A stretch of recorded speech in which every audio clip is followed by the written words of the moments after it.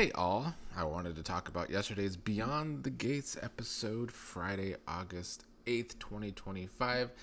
An episode that probably should have irritated any Dani fans out there because of the writing of this Hayley fake pregnancy storyline. I found Dani's reactions yesterday pretty out of character, if you ask me. Now, I get that Dani saw on Thursday's episode that Hayley was actually bleeding, allegedly. If it was real blood, I don't know. But that Hayley was actually bleeding. So now suddenly Dani, who is the person that thought all along that Hayley was not actually pregnant, now Dani feels bad that she might have caused Hayley to lose her baby. And I just don't think that's how Dani would act. I don't know. I felt the writing for Dani was very out of character, but I guess the show needed Dani to feel bad to make this plot-driven storyline work. My biggest issue with the storyline overall, even outside of that writing, is that it's the same thing I kind of ranted about on Thursday. Hayley's whole plan here has just so many plot holes, and the story kind of relies on just nobody ever going to the hospital and talking to doctors. Like, everyone just has to take Hayley's word that she has been doing all this stuff at the hospital. But I just feel like it's an easy thing to figure out. You just have to go to the hospital and talk. And Bill, who was concerned how Hayley was already out of the hospital, was ready to go find the doctor and talk to him because Hayley's already at the house after supposedly losing the baby. I don't know. It's definitely a plot-driven storyline, and I think it's another storyline on the show that can hurt characters.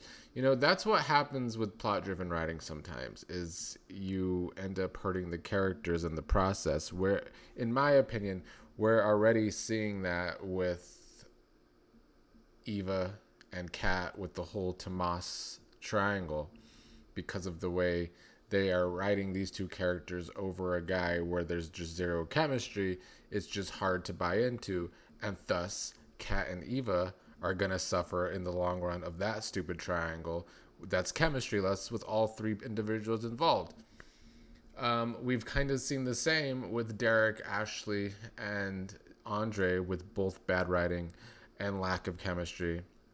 And now after Friday's episode, I feel like, yeah, Dani's going to be seen as right in the long run, but if this continues to be dragged out, I just think the writing is just going to get worse and worse, because it's just an easy thing anyone can figure out about Hayley. And now that Naomi even knows what Ashley told her about Hayley not even having the ultrasound, and yeah, Naomi questioned Hayley and got out of Hayley that the sonogram, she just got it off the internet that she showed to Bill.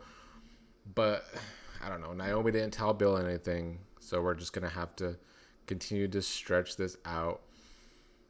Yeah, I don't know. I didn't love the turn of events in this storyline over the past two episodes.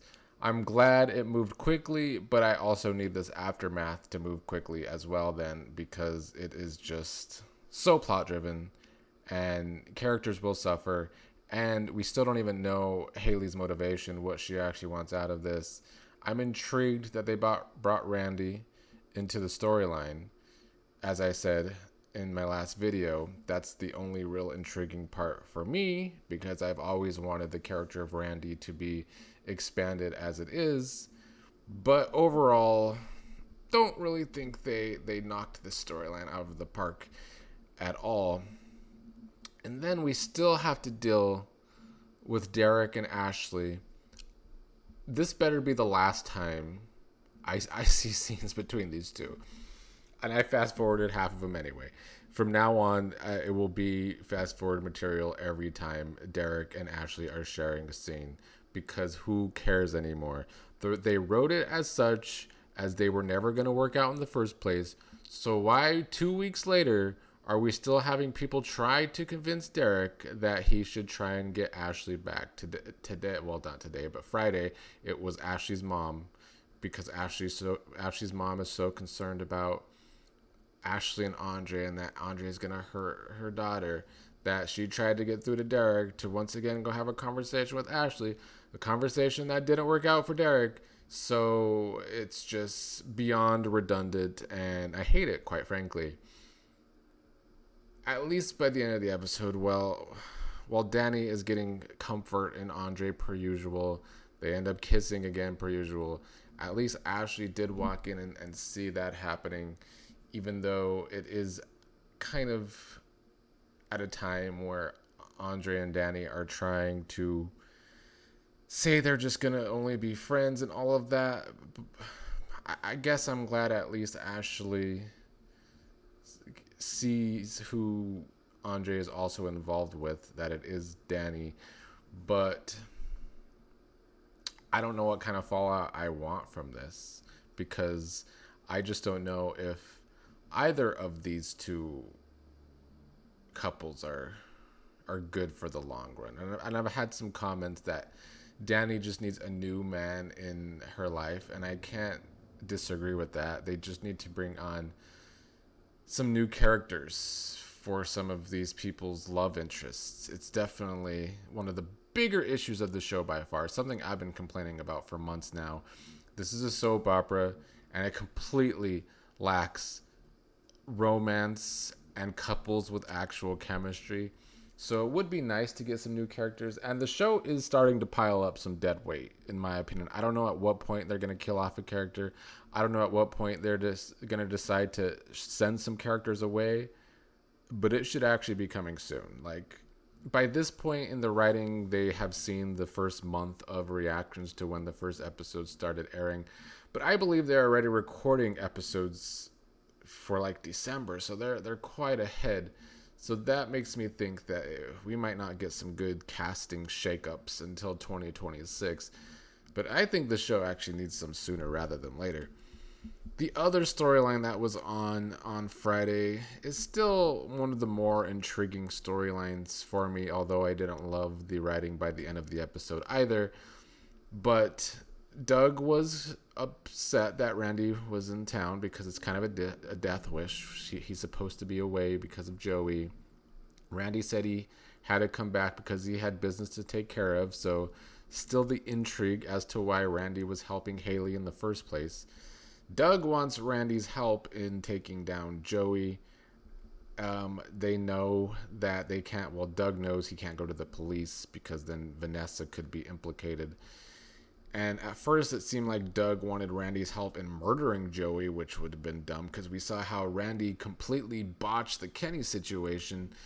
But it turns out that Doug was kind of hoping that Randy could go to the police to talk about how Joey tried to coerce him into murder.